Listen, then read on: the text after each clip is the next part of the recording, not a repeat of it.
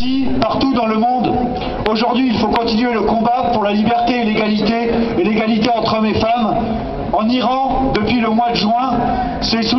commence un mouvement révolutionnaire, un soulèvement contre la République islamique et son apartheid sexiste. Et ce soulèvement, cette révolution qui commence en Iran, dépasse déjà de loin les frontières iraniennes. Parce qu'en 1979, quand la République islamique s'est instaurée, le Hezbollah criait le voile ou les coups. Et on a pu changer les dates ou les langues. On a entendu le même mot, les mêmes mots d'ordre dans la bande de Gaza, en Algérie, en Afghanistan, où partout les brutes islamistes ont enfermé les femmes sous le voile pour les rendre invisibles et imposer un véritable apartheid sexiste. Et malgré toutes les différences qu'on trouve entre les courants de l'islam politique, qu'il s'agisse d'opposants ou de gens qui participent au régime en place, qu'il s'agisse de gens soutenus par l'impérialisme comme en Afghanistan aujourd'hui ou en Irak, ou de gens qui se proclament nationalistes, tous mènent une véritable guerre contre les femmes et contre leur liberté.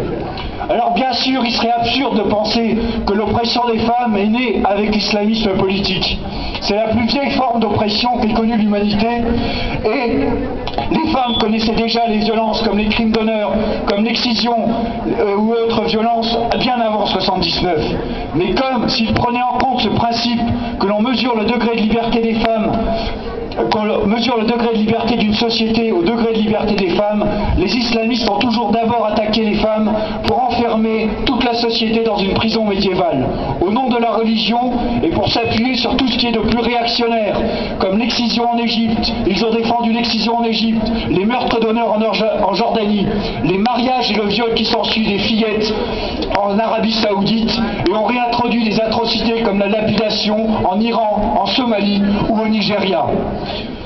Mais depuis juin 2009 et le mouvement révolutionnaire en Iran, les femmes et les jeunes filles, au premier rang des manifestations, des protestations et des affrontements avec les forces de répression, ont montré aux réactionnaires qui les considèrent comme des moitiés d'humains qu'elles pouvaient les combattre, et elles montrent surtout aux femmes du monde entier que la résistance et la libération sont possibles. Elle démontre, non pas sur du papier mais dans les faits, que la soumission et l'esclavage peuvent être brisés. Chaque recul de la République islamique est un recul des islamistes et des réactionnaires partout dans le monde, et le renversement du régime